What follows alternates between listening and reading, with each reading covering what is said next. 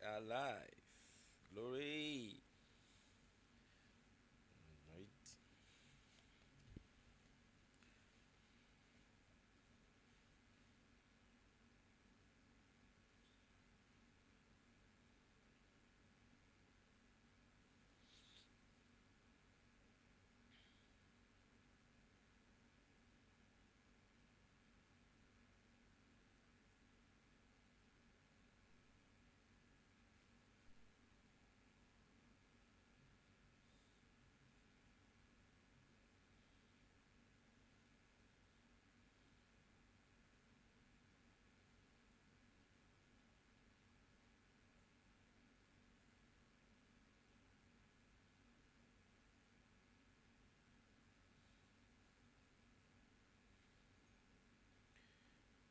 Okay.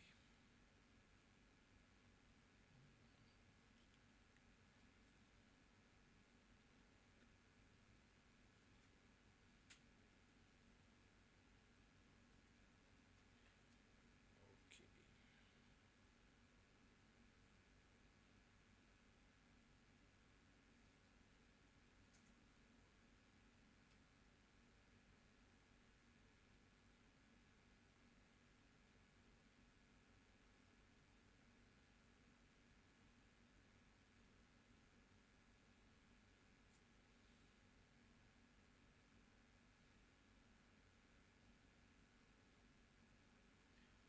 Are we live? Okay. Can't find it here. Welcome everyone. Good evening. Good evening to you. We are going to have a good time tonight.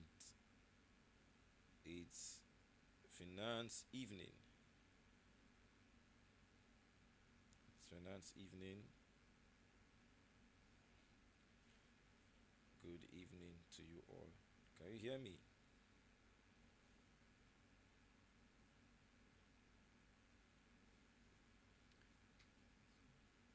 Wherever you are watching from, say hello, hello, hello. Please confirm that you can hear Euodoo family and share this. Get out your devices and share it to your contacts. Let everybody rush in here right now because it's gonna be a good time tonight. Okay, loud and clear.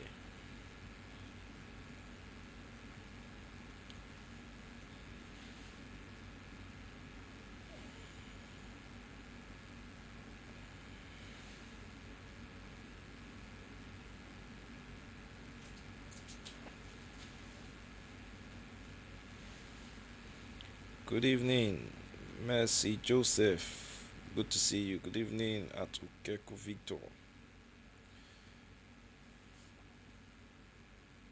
This week has been back to back.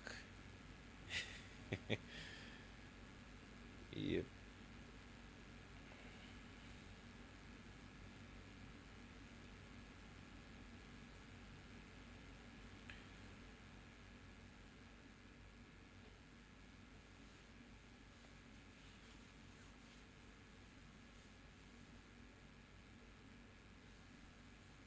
Welcome, welcome. Please share this broadcast. Share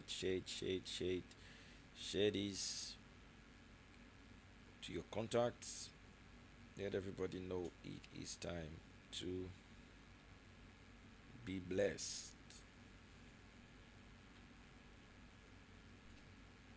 It is time to be blessed. Yep. Good evening, Kadiri Alexander. Welcome, everyone. Welcome, welcome. Please like the broadcast and share it. We are starting right about now.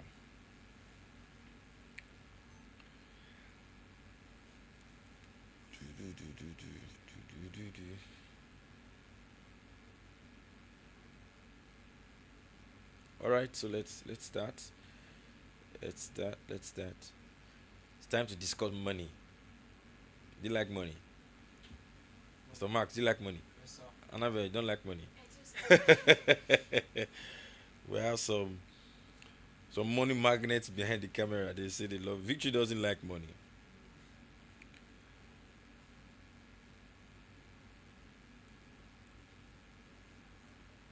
Hey, so sorry, record. Do you like money?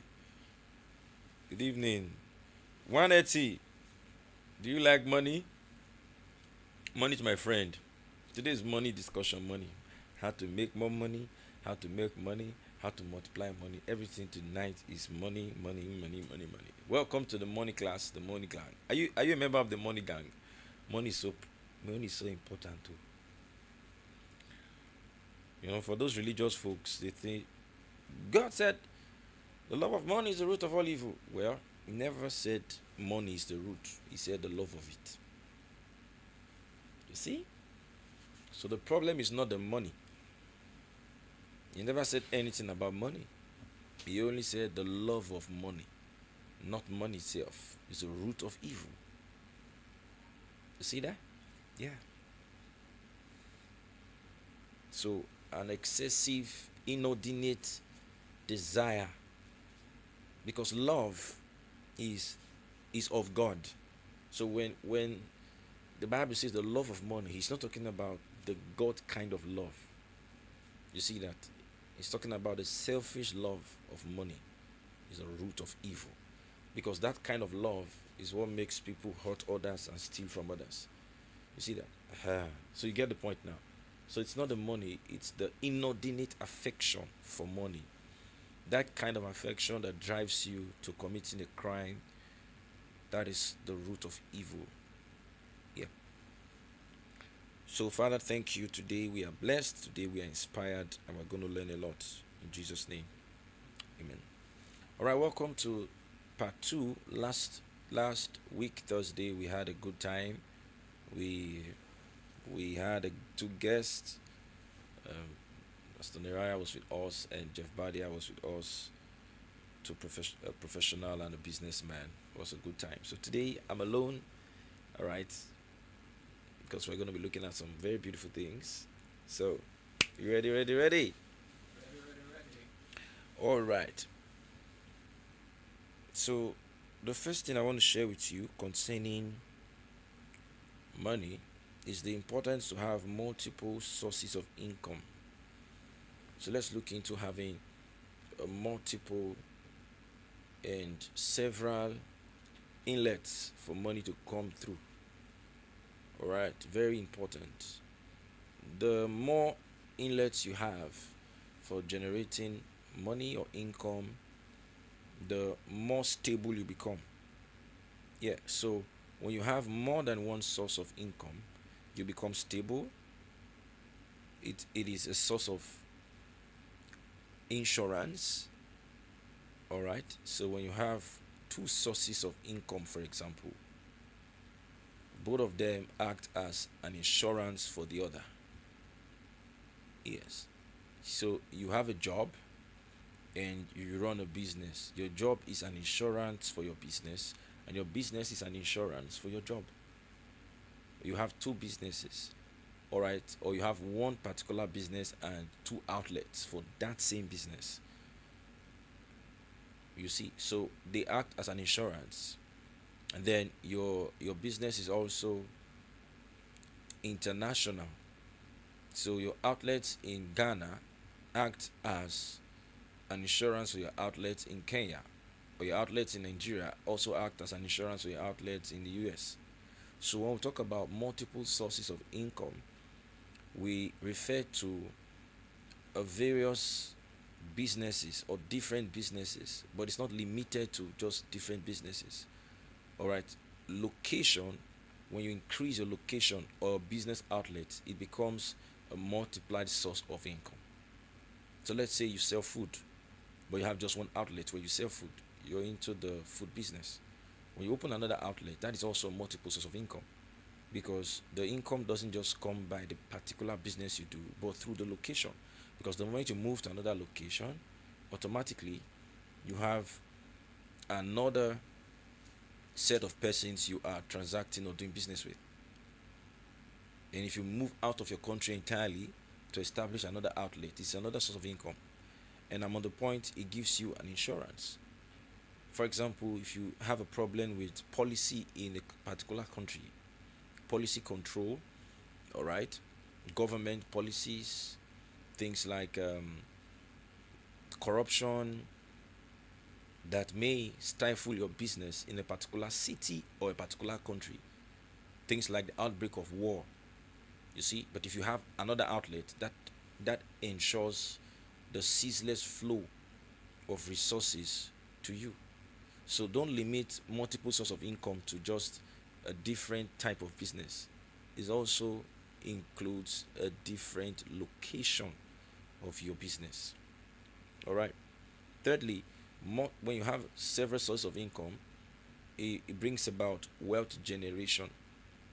You see that? So the more outlets or the more source of income you have, the more wealth you can generate through the sources of income. So it's like saying there is how much you can get from a school. There's how much you can get from an agricultural business. There's how much you can get from working in the bank. Your salary is your salary. There's how much you can get from working in a mine field or an oil field. There's how much you can get from working in this. So when you have another source of income, automatically you have more coming to you. So having several or multiple sources of income leads to wealth generation. So if you are going to be very wealthy, you need to explore the importance of diversification, opening up channels for wealth to come to you. You see that? So you have to look into it. You don't have to just zero your head into one business for life. All right? Yeah. And another thing that the multiple source of income will grant you, it will give you what I call future security and generational security. You see that? Yeah, future security and generational security. So when you have a conglomerate, multiple businesses, you have already secured a fortune, a revenue part, an income part for your children and your children's children. So, you run a transportation business, you run a car mart, you run education business. So if you have children that are not very interested in transportation business, all right, you have other options for them. Since you don't want to do the transportation, do you want to go to the school, or do you want to go to the school? Do you want to run the farm? You see that. So multiple sources of income helps to preserve generations yet unborn. You get it? So it's very important that you look into it critically right now. Now, for those of you who have a job, you don't like taking risk because you hear that job security. Let me ask you a simple question. What is your idea of job security? Maybe say job security. Is there any secure job? You must understand that job security is not the assurance of getting paid. It is the assurance of your pay taking care of you. There are people who have jobs that can't pay their medical bills because what is coming in is not enough. Is that job security? Job security is not I have a job and I'm always paid at a certain time. What if your bills overtake your job? Is that still job security? That's not job security. So when is your job secured? Your job is secured when there is constant inflow of money, and the inflow of money is at an increasing rate that is sufficient to pay your bills with leftover for savings and investment. Did you catch it? If you caught it, let me see what you can write down in the comment section. You see that? So job security is not I have a job. No, you have a job that guarantees consistent flow of income at an increasing rate. So after a period of time, your salary increases significantly. Not you are paid 500,000 now, and by this time next year they've added 12,000, and you say your job is secured. That's not job security.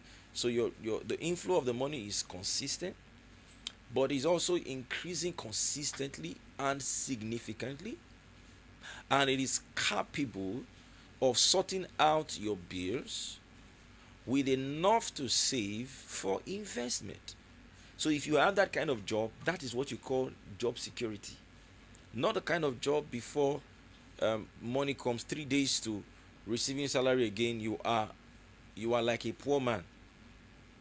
That is not job security, and you are happy. You have a job. You have a job that by the time the next pay is coming in, what left in your account is 300 naira. That's not job security. When you say job security, by the time the next pay is coming in, you have at least half of your previous salary still hanging in your bank account. Then you can talk about job security. So don't be so comfortable and you just sit down in your cool office. They give you an official car that is not your car. They give you an official house that is not your house. Anything happens, you are carless, you are houseless. So don't consider that as just job security. So wherever you are, I strongly recommend that everybody should do some form of business. It's often said not everybody can do business. It is a lie. Who are those that are anointed to do business? The whole world began as a business place. Everybody started with doing business. Everybody. And what you call, hope you know that the job you have is somebody's business. That's the funny thing. So when people say, I can't do business, you are doing business. Your job is a business. So disabuse your mind and take your mind off, I can't take the risk. You got to take the risk, because the more risk you take, the more reward you can get. You see that? The more risk you are willing to take, the more reward you can get. So we are going to be looking at how to look at how to get more businesses, or how to start one. All right? But be convinced that you have to. So if you're here right now, you're watching me, and you run a business, can I see you say, I run a business? Write in the comment section. I'm watching you, so write it. If you run a business, let me see. I'm not telling you to tell us what you do, but let me see you say, I run a business. Let me see you say, I run a business. If you run a business currently, let's see you say you run a business. What business do you run? What business do you run? Let's see you say you run a business. If you run a business truthfully, let's see you say you run a business. Okay. You run a business. Now let's look at this way. If you want to start one, or you want to start another one, 3 steps you need to take. First step, map out or mark out the business you want to go into. First of all, identify it. All right, identify the business you want to go into. That's the first step to take. If you say, oh, I want to go into business, I want to have a multiple source of income. So mark out or map out the source of income that you want to generate. You see, the source. What source do you want to go into? Identify it first, and don't just identify it casually. Identify it after some level of research, some level of findings. All right, that's what you should do. You should identify it. Then when you identify it, okay, that's one. You can now identify an investment opportunity, because when we talk about sources of income, it's not limited to running a business only. You see that? You can also map out or mark out investment opportunities. There are investment opportunities where your money is working for you. You're not necessarily controlling the process, you're not necessarily bearing the risk, but your money is working for you. So you can look into those things too. All right? Yes, there are several of them where you can put your money into an existing business. People talk about shares, people talk about bonds, and there are other legal investment schemes, not Ponzi schemes. So legal investment schemes that you can put your money into it. You are not running the process, but after a period of time, you are paid what they call a return on investment. You see that? So you can look at that too. You mark out and then you research it. I hope if I'm going to put this money here, truthfully, after this period of time, I'm going to get this, I'm going to get that. So get out already what area you want to invest, or which area of business you want to go into, then research, that area of business. Okay. Number three, if you are going to run a business, you're going to own a business, if you are going to invest, you need what? Capital. You see that? You need capital. Every business requires capital. So you're asking yourself, where can I get the money from? Oh, I have a job currently, I run a business currently, I want to open another outlet, or I want to go to another city, or I want to go to another country. You see that? Or I have a job, I want to start a business, I need capital. Capital is the oxygen for every business. Capital is the oxygen for every business. So how do I get capital? When you want to go into any business and you are thinking capital, all right, the first thing you should ask is, what can I generate? That's the first step. That's the first step. What can I generate myself? You see that? What can you generate? So you can say, oh, for my existing business, this is what I make monthly or weekly or daily. You see that? Or you're saying, for my salary, this is what I earn. So the first thing you are going to look at is how to generate capital from your existing business or your existing revenue. Where you get money from. How can you secure money from the existing money? How can you secure capital from the existing source of income before you can create another source of income? So you are looking at saving over a period of time. That's one. All right, so you are removing something from your profit and you are saving it, you're stashing it out somewhere. You see, with the investment or the business startup or the expansion in mind. You're about to create another source of income. So you're looking at saving. You see that? That's one. Two, you are looking at generating capital through sales. All right, I have this piece of land somewhere. I have 3 cars. I want to sell one. I have 1 or 2 things, some things that may generate more money or less. So you can also look at that. You can generate capital by selling off assets and possessions. You see, so that you can generate money to start the other business. So like I said, look at you first. You see, why is this so? Because that is a principle given to us in the Word of God.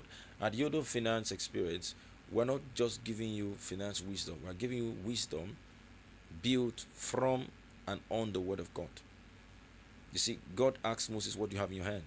The prophet asked the widow, what do you have in your house? So usually, multiplication starts with you. So you're looking at it, what do I have? That's it. Now, when you have secured, no matter how big or no matter how small, from your existing business or your career or your job, now you go into the next phase, which are talking about friends and family. You see that? Friends and family. So you look at your friends and you look at your family. Now you're asking for, either you're asking for a grant, you're asking for a gift, you're asking for a loan. That's the first thing. So are you asking for a gift? Oh, my brother, I want to do this. If there's anything you can contribute. So you can ask for gifts. That's one. If you're not getting enough from gifts, then you can move to the next level where you're asking for a loan. You get it? You're asking for a loan. Now, let me tell you this. If you are not already a solid business person, I would advise that when you are going into business, you don't go into business with inactive partners. I'll explain that in a minute. If you're going to business for the first time, don't go into business with inactive partners. For example, this situation. You're about to go into a business. You say this business is going to cost 100 million. Now, this is you are raising some money and you tell some persons, I have this business I want to go into. All right, so they give you money to go into the business. They are not going to be active players in generating profit or running the business. They will not really know what's going on. So if you do that, you may put yourself under immense and intense pressure. You see that? Intense pressure. So it could affect your business greatly. So if you are going into early partnerships, it should be people who will join and run the business. You see that? And they should join in bearing the risk. That's for partners. So don't just have partners who are just flooding you with money and are not bearing the risk. If you're taking a loan, let's know you're taking a loan. Alright. So that's one way you can generate capital. Friends can give you, family can help you out. That's it. Then number three, you can get loans from institutions, financial institutions, or loan institutions. There are institutions that can give loans, so you can look at that option. But I advise you that when you are trying to subscribe to a loan facility, don't subscribe to a loan facility that is too high. The interest rate is too high, because if you're doing that, and worse off, don't subscribe to a compound interest loan facility. If a compound interest, don't, as a new businessman, as a new businesswoman, just going into the sea of business for the first time, you don't want that level of stress on your business capacity. You see that? Because you're new here, you're learning the ropes. So if you stress yourself so much, you may break. And there are many businesses that have crumbled. You see that? Because of the kind of loan they took. So look at the interest. Then look at the duration. Excuse me.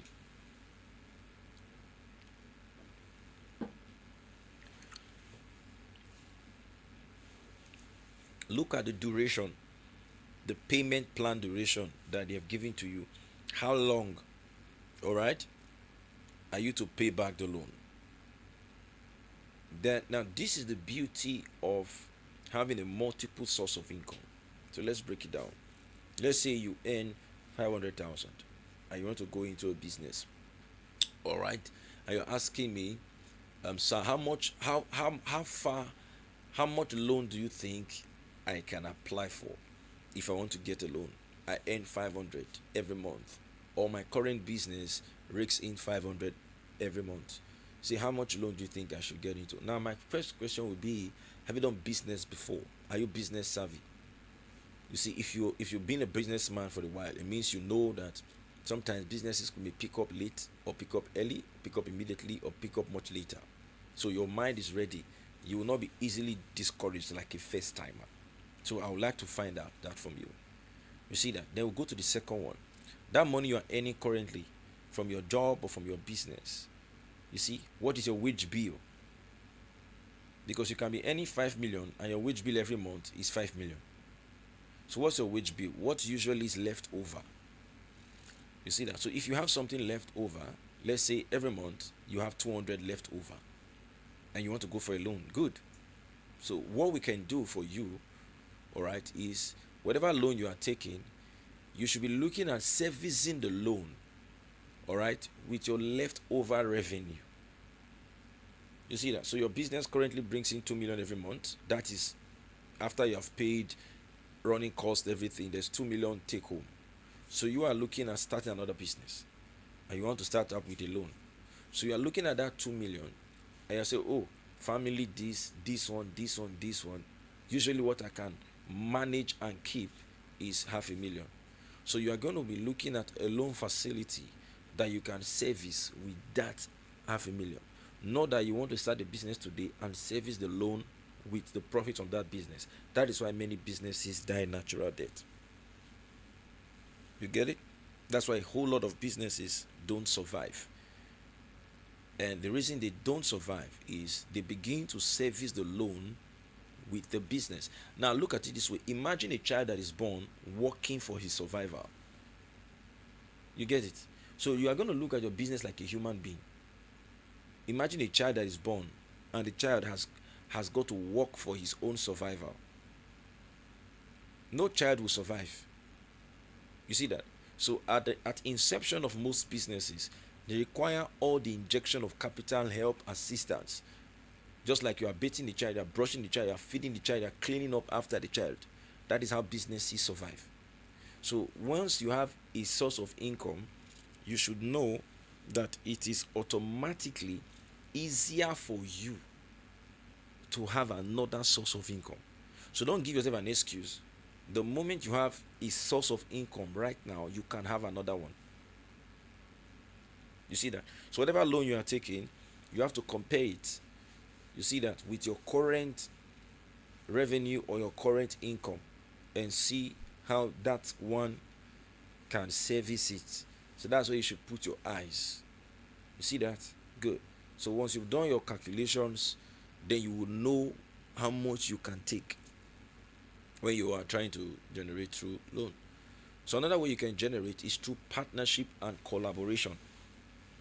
Another way you can generate capital, partnership and collaboration. Yeah.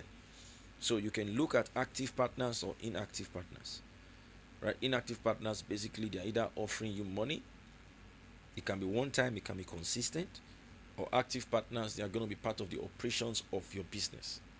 See, so you're going to look at it. It's a wide range, it's a wide topic. It's not something we can just easily summarize. The matters of partnership and collaboration in business is very huge, it's wide, and you have different kinds of collaborations or different kinds of partnerships. So subscribe to the one that will not hurt your business, that will not hurt the relationship, and that will not destroy your current source of income. You see that? Because sometimes you can start another business, and because it's not well planned, all right, or well structured, that business will destroy the current business, because you may be sending everything from the current business to this other new business to ensure that it survives, and then this other one begins to suffer. You see that? Because this other one still requires the injection of more money for it to continue to grow. So let's say, for example, this one's profit is 2 million. Remember, if this other business will continue to grow, the first business, you still need to be investing into it. So you take the entire 2 million and are pumping it into this new business. This business may climax immediately and may stop growing. And if it stops growing, this business is now in need of oxygen.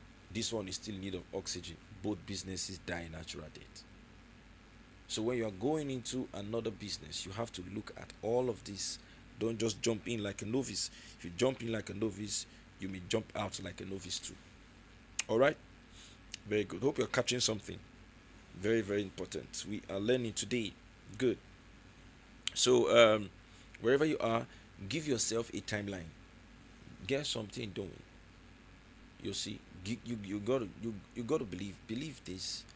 All right, believe this. Now people say you can't work for people and be rich. You can. You see, you can work for people and be rich, but it depends on where you are working. You see that? Yes, it depends on where you're working and the opportunities. All right, that can make you super rich working for an organization are not many. That's the issue.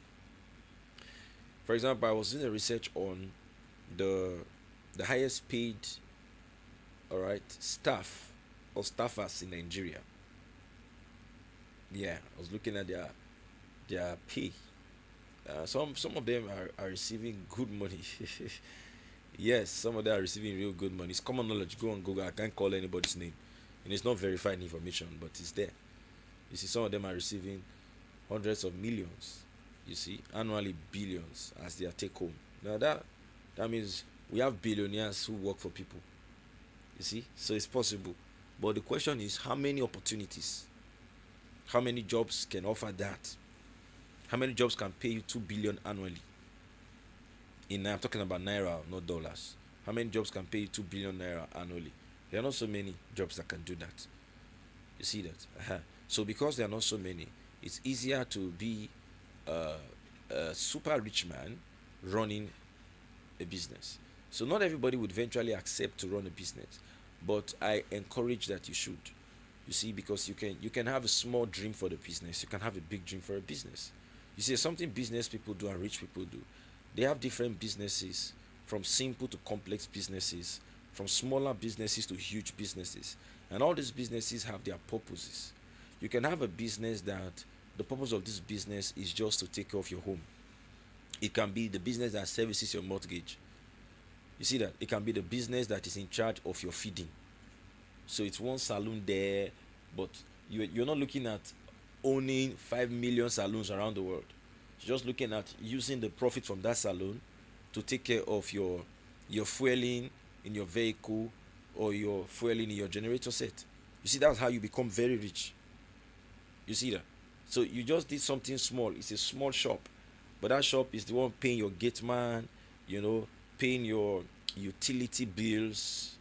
Then your salary is being saved for bigger investment.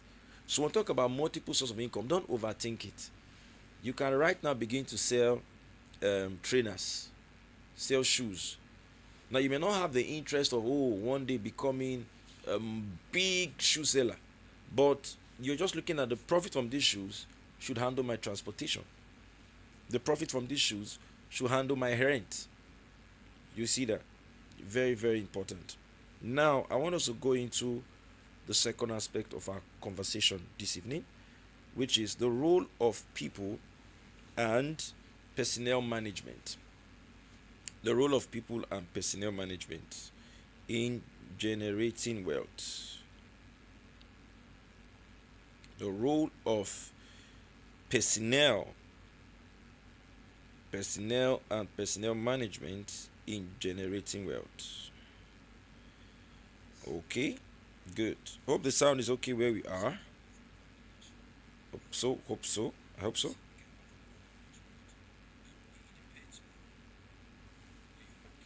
Okay, so let's look into this quickly, very quickly.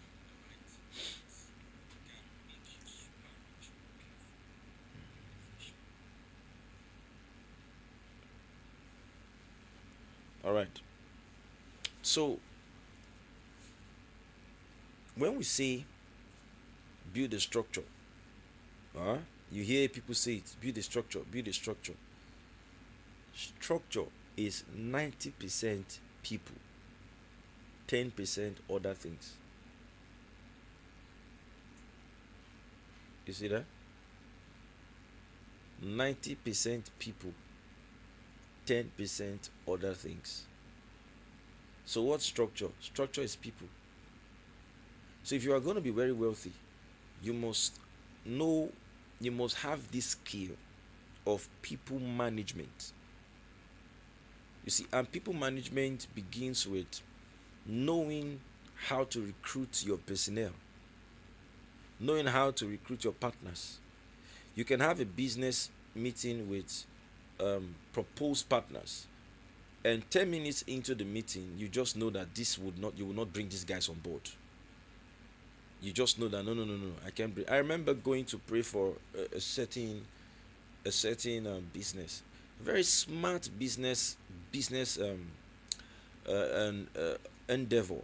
I thought it was a very smart plan that this particular person had executed. When I went there, I was so wowed. Like, it was innovative.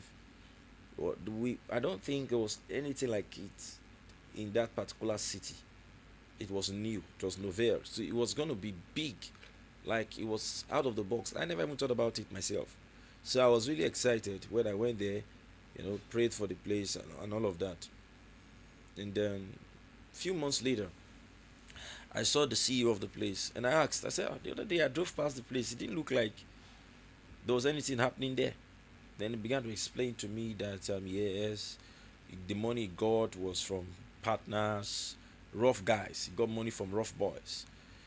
And there were no agreements. It was just, give me this amount of money.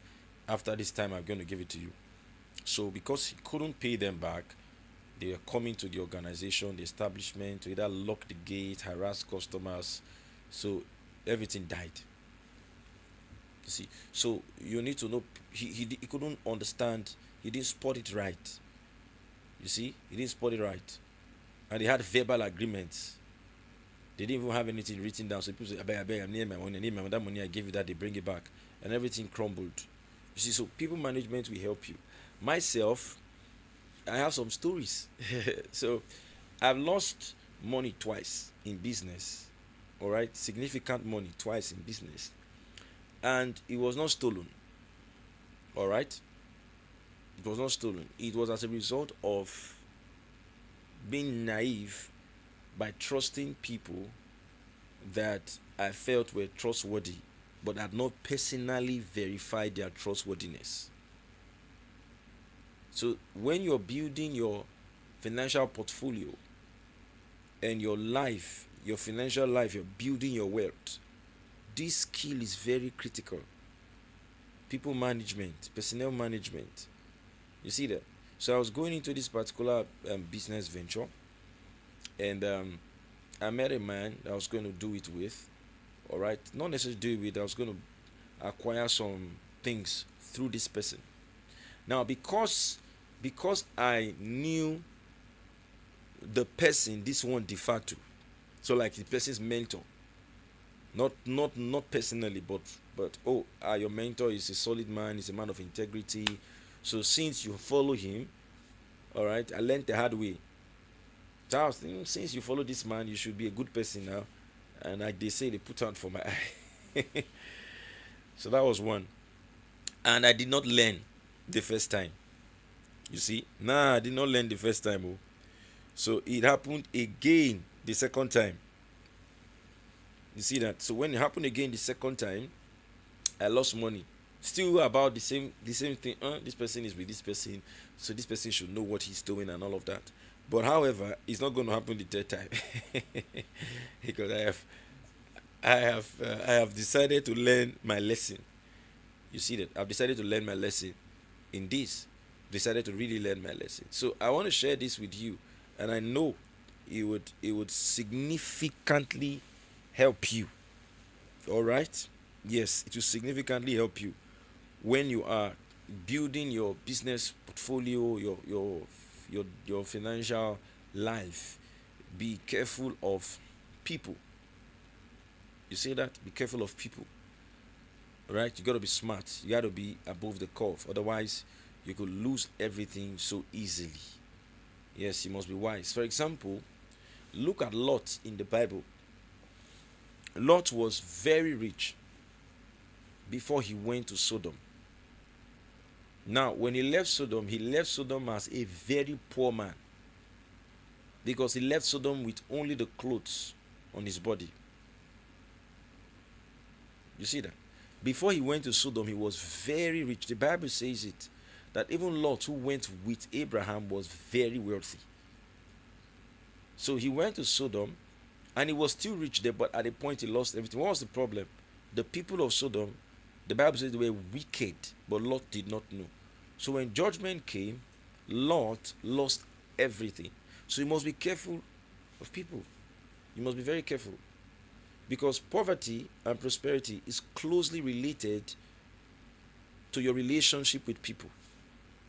I'll say it again. Poverty or prosperity is closely related, all right, to your own relationship with people. So your financial life cannot be isolated from the people you meet in your part of life. So the way your life will turn out financially is connected to your associations, whether active associations or inactive associations. So that's why you must understand a few things about human beings. Okay, good. So for those of you who are church folks, which significantly, most likely right now, almost all of you who are on this broadcast are church people, right? So be careful and don't be naive and to the point where you are carried away because like I got carried away. This is a church person, this is a church brother, this is a church sister, this person has got it covered. No, never forget this. Proximity, all right, proximity does not equate transformation. So I thought that first person, because he was close to this other man that I honored and revered, I felt this person would be as transformed as his mentor. But that was not the case. So proximity, it does not equate transformation. People could be. Have you not met people who they have water but they have not bathed throughout the day and they are not smelling nice? They are close to water, but they have refused to be transformed by the water. Same thing. So proximity does not equate transformation. So before you go into business relationships, finance agreements with individuals, ensure that you confirm their personal integrity. People can associate with a man of integrity but have zero integrity. People can associate with a man that is very hardworking and knowledgeable, but they are very lazy and ignorant. For example, look at Judas. How close could you be to God? How close? Judas was close. He was amongst the 12. But was there transformation? No. Was there proximity? Yes. You see that? So don't be carried away. Let me ask you a question now. Let me ask you a question. All right. A snake in the church premises. A snake in the church premises and a snake in a brothel. Do they have the same ability? Emphatically, yes. Is the snake in the brothel less dangerous than the snake in the church compound? You cannot say, oh, I saw a snake in the church compound. Oh, what a sweet snake. Come, let's praise God together. Oh, because you found the snake in the church does not turn the snake into a rope. A viper in the church is like a viper on the street. The same level of destruction it carries. So what am I saying? People are not defined by where they are. Rather, they are defined by what is in them. So people are not defined by whom they follow. They are defined by what is inside them. Judas followed the Lord but remained a thief. Demas followed Paul but was an unfaithful person. You see what I'm saying? Gehazi followed Elijah but turned out to be greedy. So that's what it is. So don't go into partnership because he's my cousin, he's my neighbor, we attend the same church, or we were classmates. No. That can affect you greatly. Okay? Very important. Now, when recruiting staff, all right, and building whatever you're building with people, there's something you need to understand. And even you as an individual too. There's something you need to understand. All right? That a good heart alone will not make you rich. And a good heart alone will not make you productive. So you don't recruit a person because he's good, because he has a good heart. A good heart is essential, but a good heart will not make you rich. It is not, a good heart is not good enough. You must have what? The required ability. Good intention is good intention. That is all it is. You must acquire the necessary ability. So it is ability plus good heart that equates the God kind of wealth. So let me explain this. Imagine you do not know how to drive a car, and you decided, because of an emergency, to rush into a car to drive. You most likely kill someone else, maybe yourself, and destroy properties. Now imagine another person who is a suicide bomber, or somebody who's on a suicide mission and gets a hold of a car. The person would have your result, but doesn't have your heart. So you will destroy lives and properties, though with a good heart. The other one will destroy lives and properties with an evil heart. But you will do it because you lack ability. So the result of a wicked man and the result of an unable man are the same. Inability produces the same result as wickedness. So you have got to work on your ability and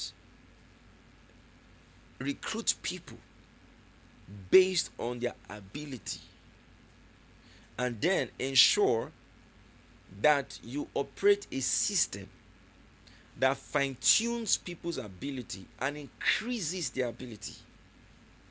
Otherwise, they can't do anything for you. They can't. You see that? They can't do much for you. They make mistakes. And guess what? When people make mistakes, all right, their mistakes does not invalidate the level of their destruction. So if I mistakenly step on you and somebody else deliberately steps on you, that I mistakenly stepped on you would not make it less painful. You see that? It's the same thing. So when people make mistakes because they are unable, your organization will suffer. You will suffer the same thing that those who deliberately moved against you. So you are going to have to, if you are building anything, you are going to have to invest in training. It was the man of God, Reverend Christy Akelome, that said this. Anything worth doing is worth training for. You see that? Anything worth doing is worth training for. So that it is not deliberate doesn't mean it is less destructive. You see that? You got to train them. So you train you, and then you train your staff. Because have you seen organizations that they grow to a certain point and stop growing? Why they stop growing? Because they stop learning and they stop training. You will never stop growing until you stop learning. You can never stop growing financially until you stop learning. So when do you stop growing? When you stop learning. When your desire to learn stops, you stop growing. That's it. So as long as you can learn, as long as you can train, you would always increase your ability by learning and training. And as long as you increase your ability, you will always be richer and richer and richer. So when we say the poor gets poorer, you know why? Because the poor does not train. They don't learn. Why do the rich get richer? Because they keep learning. They keep training. So the rich man sends his child to the best school. So the child returns to take that business in his generation to the next level. So when you see organizations that have been there for 100 years, you see some corporations that have been there for 200 years, you ask yourself why? Why have they been there? It is because the organization has been going through the hands of able men. So if you are in a business right now that you are running, your business will not outgrow your ability. As the chairman, as the MD, or as your core staff, the business will never. You see, the business does not grow by patronage. The business grows by ability, not by patronage. You see that? Good. So don't excuse mistakes on the ground of it was not deliberate. That is not deliberate doesn't mean it is less destructive. You see, it doesn't mean it's less destructive. So you're going to train people. Because if you don't train people and you don't train yourself, you will experience losses. You see, you can lose by stealing in a business. You can also lose by not selling. Let me explain this, why I'm on this point. You can lose by stealing. Oh, a staff is stealing. You can also lose by not selling. However, when you lose by stealing, you lose immediately. When you lose by not selling, you lose eventually. So let's take it down. You have two staff, right? One is in branch A, one is in branch B. The one from branch A steals. The one from branch B does not steal but does not sell. What does not sell will expire. You see that? The one in branch A is stealing it. So whichever case, branch A is stealing, so you will lose immediately. Branch B is not stealing but not selling. You will lose eventually because money will not come in. You see that? Because some of you just employ somebody, oh, she's my sister, it's my brother, I put my brother in charge. Well, your brother may not steal from you, but does not mean that your brother will make money. And your business will not grow just because people are not stealing. Your business would only grow By what? Increase patronage, increase sale. People are patronizing your product or your services. So, whatever business you are getting into, you must have a system that will improve the ability of your staff, including you. Because sometimes you may be the problem. You, as the CEO or as the MD or whatever name you want to go by, you can be the reason your business is not growing because you are also not growing. So don't just call your husband and put him in charge, and call your wife and put her in charge of something, or call your children and put them in charge of something when they have not been trained. They will fail successfully, however, not deliberately. All right, good. So lastly, let's look into land banking. I said we're going to look at land banking today. Yes, I left the controversial part for the last. Now, I believe some of you, you have contemplated land banking, or you are even in land banking, right? Can I tell you this? Land banking will never make you rich. Oh yes, you heard that. Never. Land banking will not make you rich.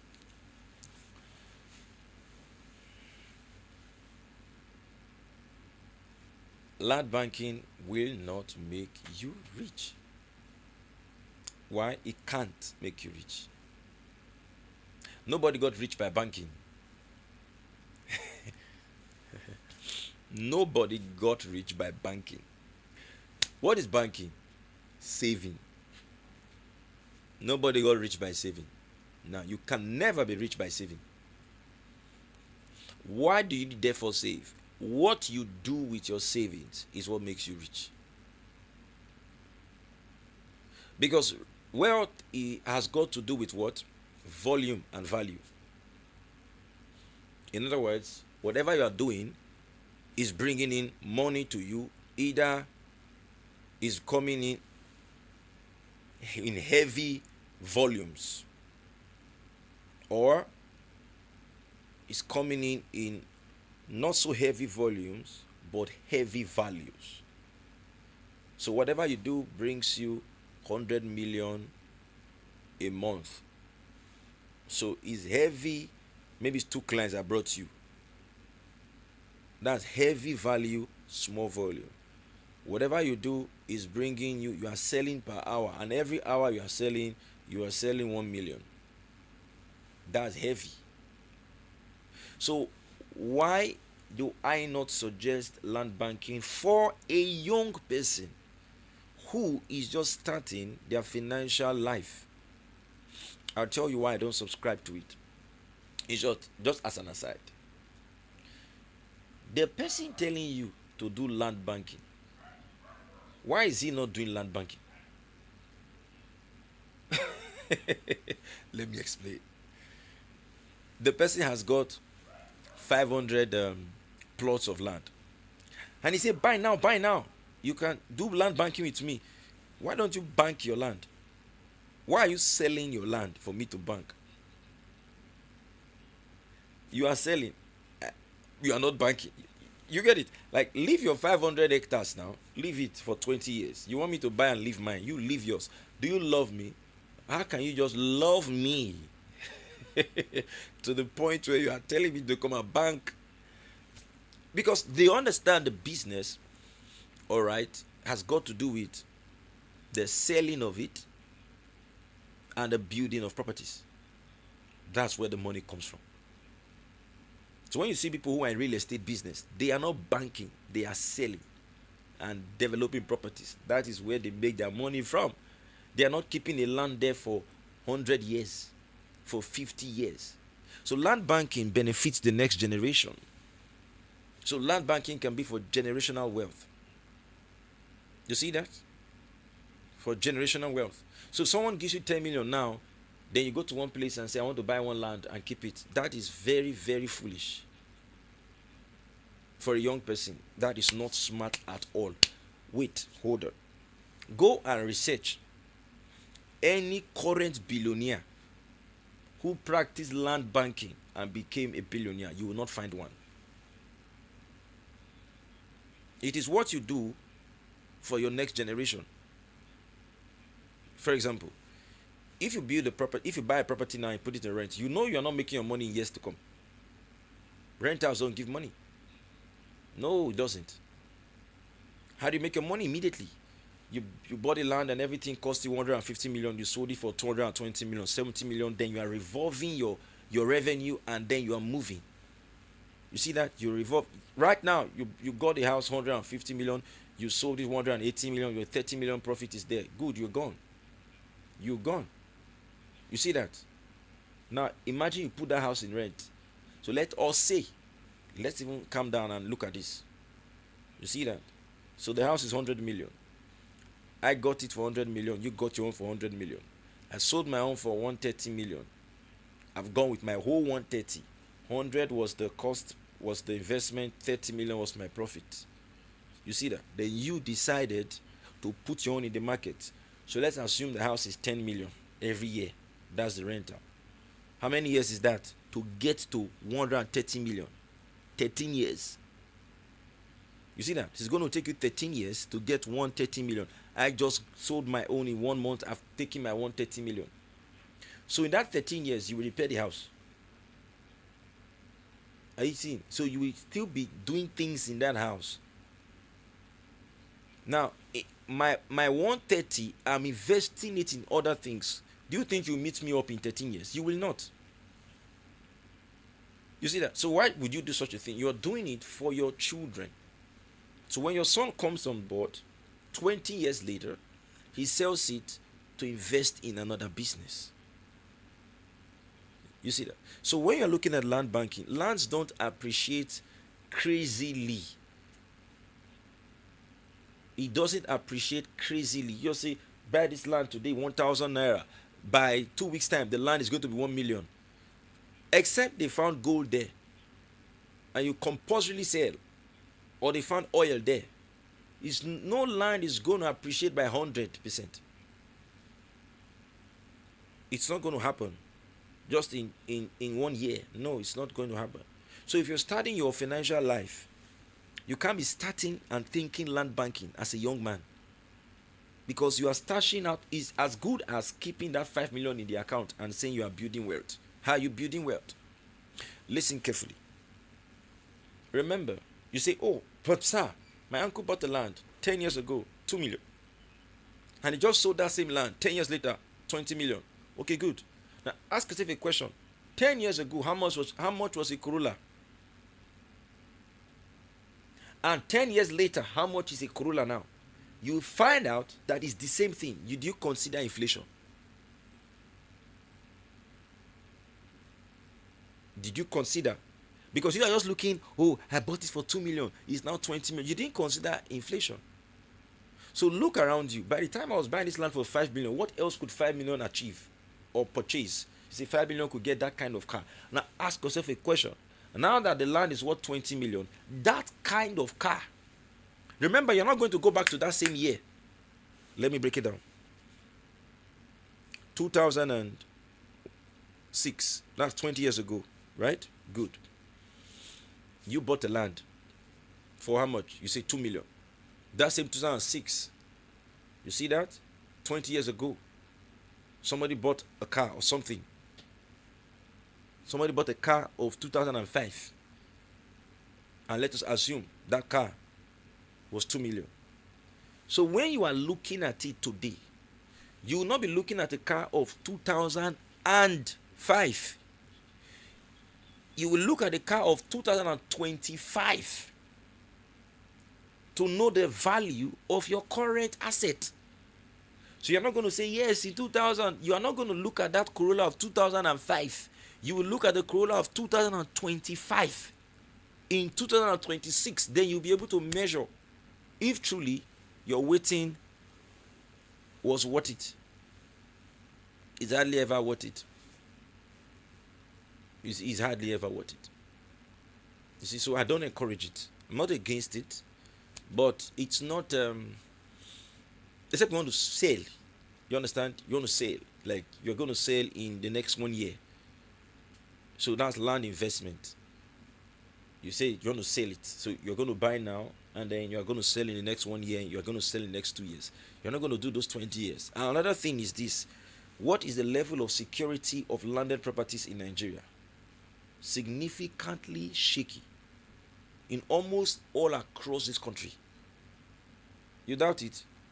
I wanted to call a community, I wanted to call Okoromi and Okoroma that you should go there and buy land. And don't don't do anything about that, your land. Huh? And come back in 10 years' time. So there's a lot of land insecurity.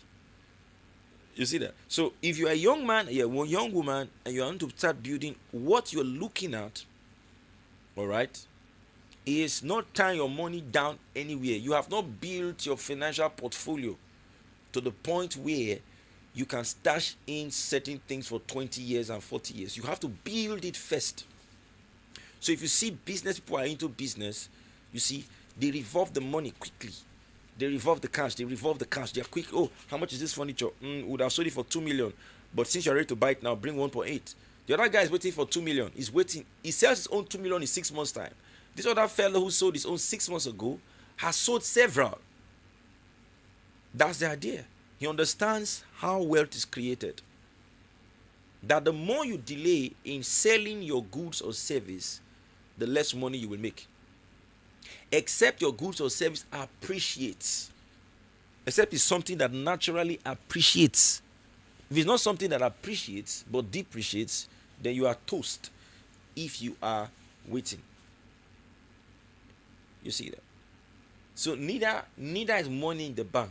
Some of you are just there saving your money in the bank. You are wasting your money, so to speak. You have 5 million in the bank doing nothing. It's even better you do the land banking than keep that one there. You see that? But I don't advise you as young people to just be keeping money and saving money. No, you don't save money. Wealth, listen carefully. You can go and research this. You see that? Wealth is a result of the products you sell, the services you offer. That's all. There is no rocket science. It's about product or service. A teacher is offering a service. A lecturer is I'm offering you a service now. It's just that I'm not charging for it. You see, and the fact that I'm not charging you does not mean I will not be paid. See, that's something people don't understand. There is nothing like free. The difference is the person you offer the service to first may not be the one to pay you. Yes? You see, it's the truth. For example, I'm teaching you on finance, right? These videos are there on YouTube. I'll continue. You see that? I'll keep teaching you. I'll keep teaching you. I'll keep teaching you. Now, as I continue to teach you, your life will be changing, right? Now, as these things change your life, I'm not charging you for it. One day you say, Mr. Emmanuel taught me something, and I did this. Hello, sir. I like to give you one land. You see that? So it's not like free anything anywhere. Even the Bible says that the laborer is worthy of what? His wages. So what am I saying in essence? Products and services is what makes people rich. So either you're selling something or you're selling a service, but you must be exchanging something. So wealth is a result of what? Exchange. Wealth is a result of exchange. So the more you exchange, the more frequent you exchange, and the more valuable your exchange is, the more money comes to you. So if you're going to create wealth, as I close today's session, there are a couple of thoughts that you need to have. Okay? One, you must have a time every day where you sit down to think about wealth creation. Brothers and sisters, poor people don't think, and that's why they are poor. They are not poor because of their location. They are poor because of their mental processes don't work. Because wealth is created from the mind. Because the poor person is fixated on his needs. That is why he remains poor. Because poverty gravitates towards the thoughts about your needs. If you notice what the Lord Jesus Christ spoke about in Matthew 6, it was a jackpot of prosperity. He said, seek first the kingdom and his righteousness, and every other thing will be added unto you. What does it mean? Let me explain it in financial terms. He's saying that this is the way God helps people. That people have to focus on God. And if they focus on God, God will bless them. So when you are going into business, you are focusing on your client, not on your needs. So the same way God adds to you is the same way your clients will add to you. So when you want to create a business model, a product or a service, don't be creating a service out of your hunger. Be creating a service out of your client's hunger. Because your client will give you the money. So don't go and say, I can sell snow to an Eskimo. You can only do that once. You will be poor. I will sell ant hill to ants. So those things that I'm a good salesman. You see, the idea of being a great salesperson is not selling once. What are you selling? Come back again. Yes, you are not a successful salesperson because you sold once. You are a successful salesman because you open a channel to sell again. That's it. So what you sold, they came back and they came. So you're not just selling. So you cannot, if you sell to me, I'm an Eskimo snow, will I come back again? No. And you're not going to be wealthy from a single patronage. That's how I tell people that don't just sell expensive things without value. You can deceive me and I'll buy it. The question is, would I buy again? No. Would my community buy from you? No. Would my friends buy from you? No. They won't buy from you. So have the time where you call it your wealth creation moment, where you sit down with your pen, with your biro, and you are tasking your brain. Number 2, you have to read. Knowledge is power, including financial power. Knowledge is power. When we say knowledge is power, what we're simply saying is this: knowledge gives power. So the knowledge, the power to create wealth comes from the knowledge of it. So the more knowledgeable you become in wealth creation, the more power to create the wealth comes to you. It's the power that creates the wealth. But the power does not just fall from anywhere. The power is supplied and generated through knowledge. So the more knowledgeable you are in your field, the more power you will get to create wealth. So that's why people say things like, this job, I've been doing this job, has not changed my life. The problem with you is this: if you are doing your job and your job is not adding to your knowledge capacity, that is when you should resign. Any job that does not task your knowledge capacity is destroying you. You will eventually become poor. You see that? Because you're not going to be promoted. Listen, your job can promote you, and they're adding 10,000 to your salary every month. Will poverty overtake you? But your job ought to be increasing your mental capacity to be able to create wealth, either directly through the job or indirectly. So as you're working in that office, you are learning, all right, people management. So when you start your own establishment, you know how to manage people. How is it that you worked under a very solid, sagacious boss for 12 years who built a great and a formidable team? You resign and went to start your business and you don't know how to manage people. It means you wasted your time in that establishment. You see that? So a lot of us are working and are in business places, but we are not learning anything.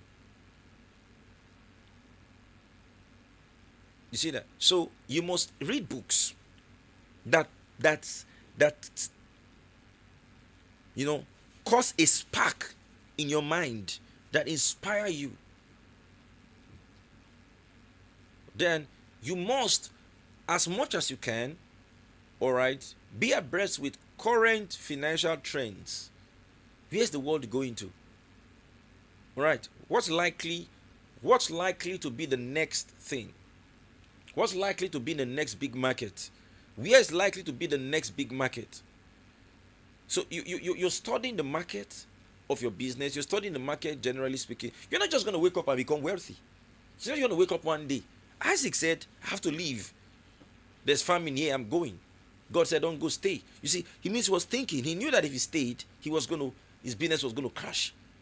But God said, don't go, stay. Like I said now, look at Joseph. Joseph made a lot of money for Egypt, not by saving, but by selling.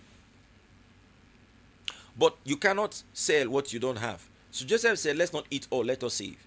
Then when the people began to buy, Egypt became rich because he was what? Saving. Joseph was smart. You see that? He was smart. So Egypt did not become rich because they had a big store. They became rich because people were buying. So you are looking at where would there be scarcity in the next few years? Where would there be scarcity in the next few months? Where would there be scarcity? Then where there will be scarcity gives an indication of where you should invest. I was driving from church yesterday and I was talking to one of our pastors who was with me in the car. And I said, this particular road, all I see are shops, shops, and shops. And this road it's not a very long one. And there are not so many houses, but they are just shops, all selling groceries. And I say, so in the mind of these shop owners, they are going to be rich one day. How? How are they going to be rich one day? The people that are there, are they going to give you 10 million because you want to buy biscuit? It's never going to be possible. You see that? So, you're going to think, you're going to read, you're going to research, then you are going to know where and how to invest. That's what you're going to do. All right. So, do you have any questions? If you have any questions, please ask because we are closing right about now. I hope you caught something today. You know, the things we teach you. I remember one of our friends in a top organization attended one of our finance training meetings online, and he said, Pastor Emmanuel, these things you share with us are the same things our company pays people millions to coming from Lagos to come and share, but you are having it for free. So make sure it counts, okay? Very important. Make sure it counts.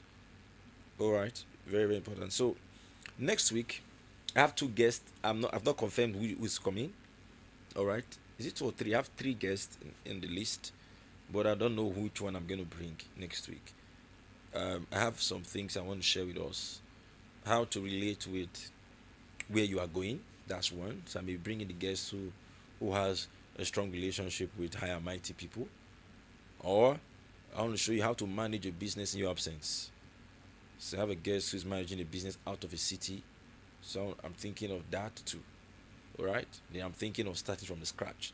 How to start a business from the scratch. So next week it's going to be amazing. So if you've got questions, is the number online already? There's it. Okay. Can you repost it again so that they can easily find it? Okay. So if you have questions, you can send your questions to the number. The number is 08053517757. Just on WhatsApp only. Okay. It's on WhatsApp only. Yeah. So go and quickly research a business that you will do and make money. Money is very important. Like I said last week, I don't know if it was on this platform or the other church went to preach. I said poverty will destroy you. There are many devils. One is Lucifer, one is poverty. Poverty is incipient death. Like, sickness is incipient death. In other words, sickness came to kill most of them anyway. So poverty is the same thing. Slow but steady death is coming to take you. So while I expect questions to show up, let me tell you something.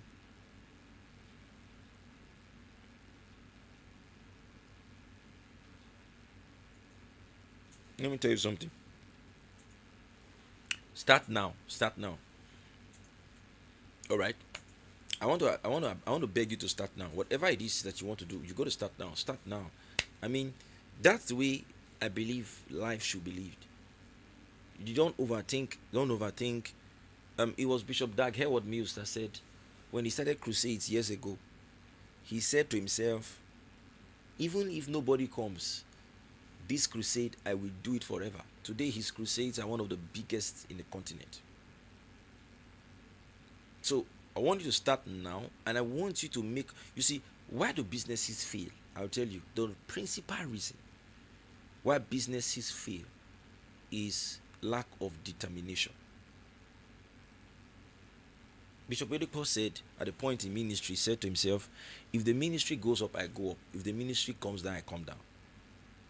There is no plan B. The sometimes your plan B is your plan failure. The reason you may fail is because there is something else that will sustain you if you fail. They say goat no dey bite, goat no dey bite. Make a rich wall when no fit jump.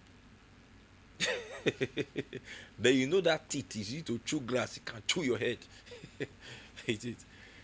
So start now and be determined. And my young people, okay.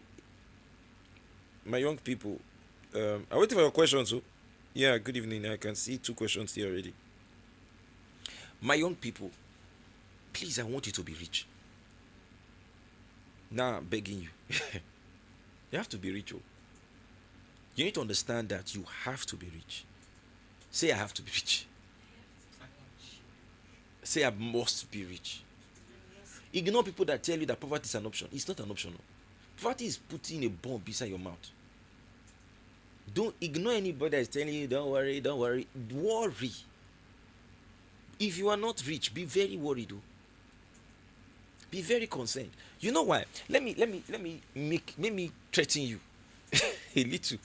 The world is getting too expensive that slavery is gradually arriving. Okay.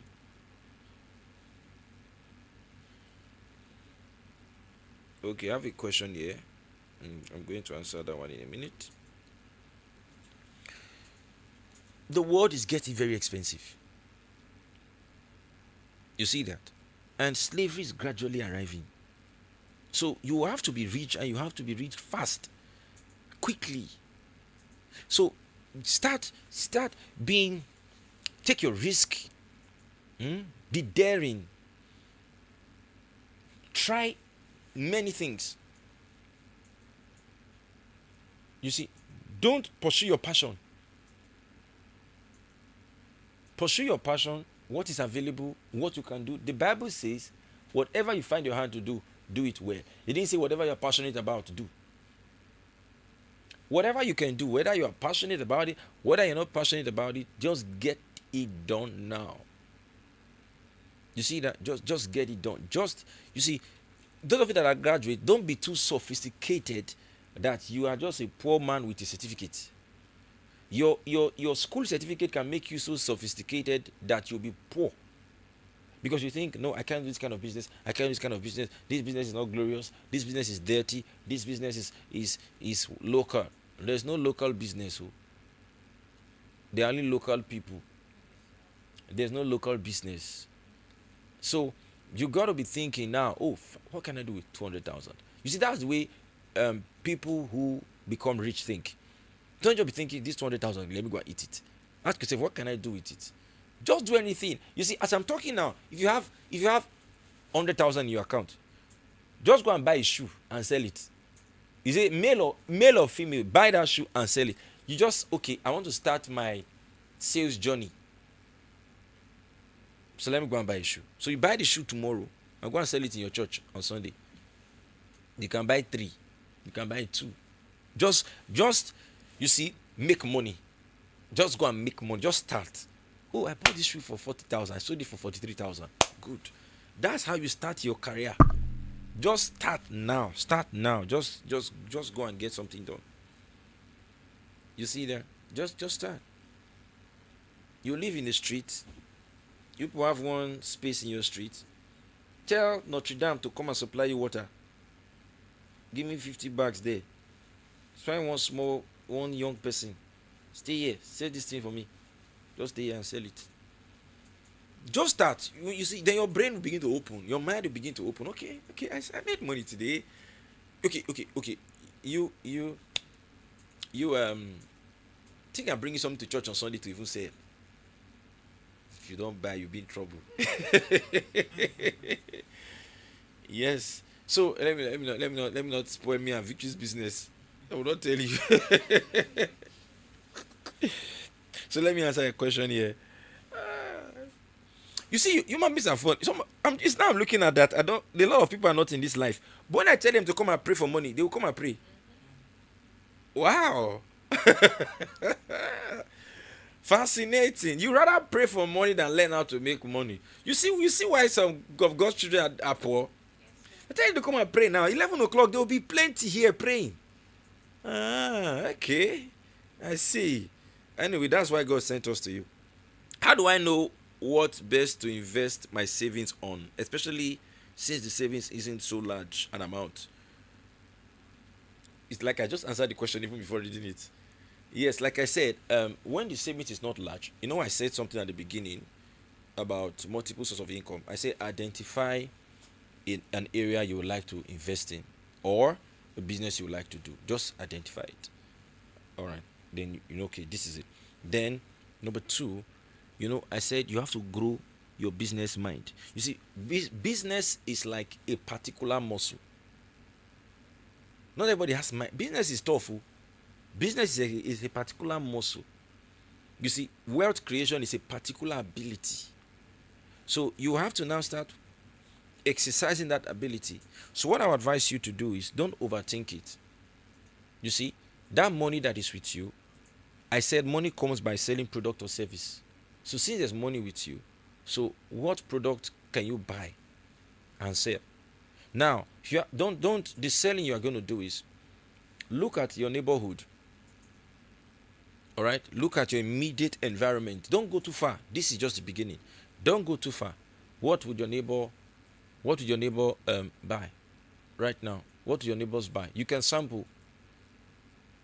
You see that? For example, you can go and say, I have a customer that is bringing in yams next week. XYZ is the amount. Would you like to buy? You see that? So you don't have to overthink it. Look at the environment around you. Then you can know what to invest in. You see that? So whatever money that you have, this question, that's my answer to you. Look at the environment you are in right now and look at it. Another area some of you need to look at for long-term investment is shares. Go and study shares, and you can do it by yourself. All right? Yes, shares. And there are apps that can easily help you buy shares. Yes, it's so easy now. It's not as complex as it used to be. You see that? Good.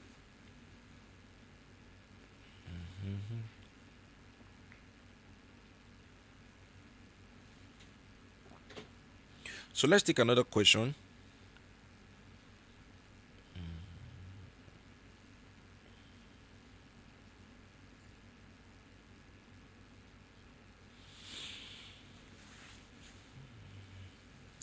Okay.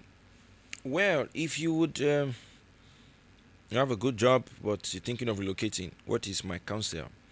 My counsel to you is this. Why do you want to relocate? Are you relocating for? This is what I always say to many people. I've given you the statistics at finance convention. All right. The richest people are indigenes of their country. So the richest Nigerians are Nigerians that live in Nigeria. The richest black person in this world is Dangote. He doesn't live in the US. He didn't make his money there. Why? Because an American will not allow you, a non-American, become richer. They didn't allow Isaac. It's like you did not read that they chased him away. So they will chase you. You won't be that big, but you can be big. I'm not discouraging you from going abroad. You can go. All right, but if depends on the country you are in. All right, if you want to go abroad because you want to be super rich, no. It's easier to be super rich in Africa than abroad. The same way it's easier to be super poor. But if you just want to live an average life, get mortgage, get a house, comfortable, security, healthcare, just want to live simple. But that's not why we're having Euodoo Finance Experience. Euodoo Finance Experience is to create crazy wealth. You understand? Crazy wealth. We're not talking about one car, two cars, one bungalow here and there. No. We're talking about crazy wealth. Those that want to create crazy wealth shouldn't be thinking about relocating to another country. When you relocate, when you eventually get to that US, what are you going to be doing there? Firstly, I want to believe that you will go and start school again. Then while you are starting school, you are working in a casino, working in a bar, or working in a restaurant. And the entire money you will spend in going to that US may be up to 15 or 20 million. Let me ask you a question. Do you think that if I start a business with that your 20 million you want to use to go to that US, in the next 15 or 20 years, I won't be richer than you? You would have gotten a house for mortgage, I would have gotten several. So where are you going? And you said you have a good job. My brother or my sister, whoever you are, if you have a good job in this country, stay here. Except your job is where they are train bomb. It's not where they are train bomb. I don't advise you to relocate if you are wealth motivated. But if God is sending you to go and preach the gospel, of course you should go. But if you are thinking about wealth creation, you want to be the Dangotes, the Otedolas, the Femi Agbajes, that is where the Rabius, the Alakijas, you see, these are the people you want to be like. Where are they? you see, they are here with you. So you can go on holidays and go and have fun and come back. But just create wealth in this continent. All right. The Lord bless you all in Jesus' mighty name. This other question, husband and wife, finance, the home and all of that. Well, okay, I love to save and invest, but my husband is often not cooperative. Okay, since it's a finance, not a marriage, marriage, you come back with this question on Monday. But I'll just give you the finance part of it. Yes, it's going to be difficult, okay, because two can't work together except they agree. So if your husband is not in agreement with this saving, his own is blow the money, salary will come, blow the money, salary will come. Let him start attending this. So let him know that you will not be rich just by earning. You'll be rich by investing. So money has to come in volume or in value. That's when he's going to be rich. So he needs to understand that current job he's having, I don't know how many children you have, I don't know what your plans are. Your bills will very soon overtake your income if your income does not continue to grow. You see, let me explain how money is like that cloth that your mommy bought for you or your daddy bought for you when you were 2 years. It was big, but you outgrew it. So if money does not continue to increase, poverty is inevitable. That'll be all for tonight. Thank you, everyone. I've had a good time. I know that we've taught you so many powerful things. Go back and listen again from the beginning to the end, and all I've shared with you, all right, it's gonna blow your mind. So if you have one land somewhere that you want to keep, go and sell that land and go and do a business so that money will start coming to you every day. Don't abandon land for 20 years. Oh, let me close with this. Sorry, still on land banking. It's like I'm attacking it today. No, I'm not attacking it too. So I don't say I'm spoiling your business. I don't say you should not buy. I say buy and sell. I didn't say you should not buy, but don't buy and keep. Please sell, because the person that is telling you to bank is not banking. He's selling from his own, right? So someone was telling me, he said about this buy land and all of that, and was giving me the advice of I should keep it, it will appreciate. I said good. Then he made a statement. Salespeople, be careful of this statement. Don't over advertise. So I think he was over advertising. This is what he said. He said, if you buy it now, it's cheap now, because in the next 15 years you may not be able to buy it. And I said, hey, that one is not the statement you should make. So I just helped him. I said, let him not talk about faith. Let's be realistic. If you say that I can afford a land today for XYZ amount, and that in 15 years I will not be able to afford it, why? Why can't I afford it today and I will not be able to afford it in 15 years time? The thing that made me afford it today it will still be with me in 15 years' time. Then I gave him the second reason why you should not say that. I said, in 15 years' time, you say I can sell it. That means in 15 years' time, there will be somebody with that money to buy it that is not buying today. I will be that person. So see me in 15 years' time. You see that? So go and invest and make some good money. All right? God bless you all in Jesus' mighty name.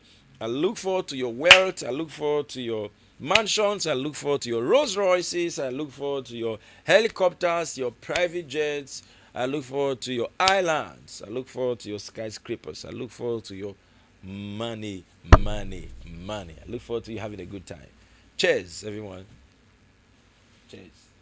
Whatever is in this glass, I'm advertising it, but you don't know what it is. That is Zobo. See you.